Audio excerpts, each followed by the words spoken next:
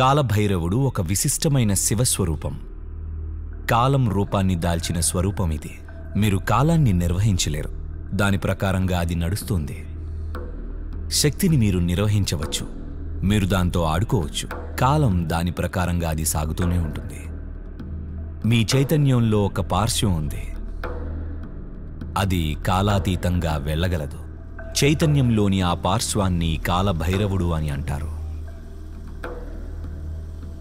కాలభైరవ కర్మ. మన సాంప్రదాయంలో అందమైన కథ ఒకటి ఉంది.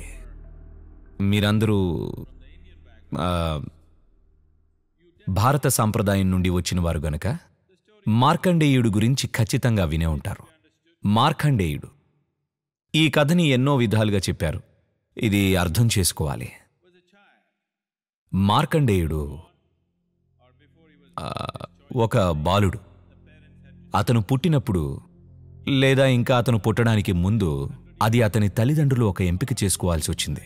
అదేమిటంటే వాళ్లకు 100 సంవత్సరాలు జీవించే ఒక మూర్ఖుడు కావాలా, లేదా అద్భుతమైన తేజస్వి అయిన కుమారుడు కేవలం 16 సంవత్సరాలు మాత్రమే జీవించేవాడు కావాలా అని. ఆ తల్లిదండ్రులు వివేకం కలిగిన వారు. వాళ్ళు అద్భుతమైన తేజస్వి అయిన పిల్లవాణ్ణి కోరుకున్నారు. ఇతని శక్తి సామర్థ్యాలు అసమానం. కానీ రోజులు సంవత్సరాలు గడుస్తున్న కొద్దీ వాళ్ళు దిగులు పడ్డారు. ఎందుకంటే వాళ్ళకి అతని ఎక్స్పైరీ డేట్ తెలుసు. మీకు కలిగే ప్రతి పిల్లవాడు ఎక్స్పైరీ డేట్తో వస్తాడు, కాకపోతే అది ఎప్పుడన్నది మీకు తెలీదంతే. మీ గురించి కూడా మీకు తెలీదు. కానీ ఈ విషయంలో ఆ పిల్లవాడికి ఎప్పుడు కాలం తీరుతుందో వాళ్ళకి తెలుసు. ఆ సమయం ఆసన్నమవుతుందన్న కొద్దీ అది వాళ్లను చాలా బాధ పెడుతుంది.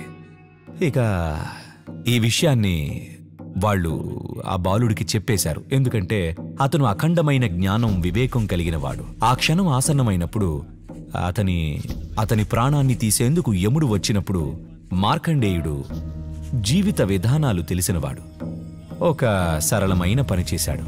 అక్కడ ఒక శివలింగం ఉంది.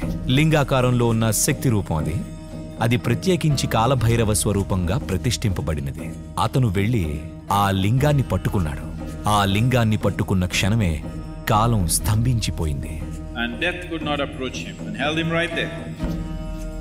మృత్యువు అతన్ని చేరలేకపోయింది, యముణ్ణి నిలిపివేసింది.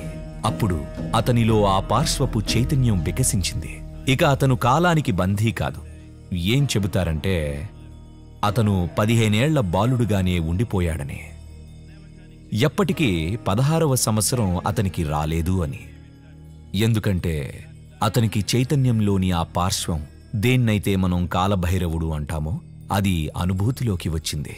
కాలం అంటే సమయం, కాలం అంటే శూన్యం కూడా.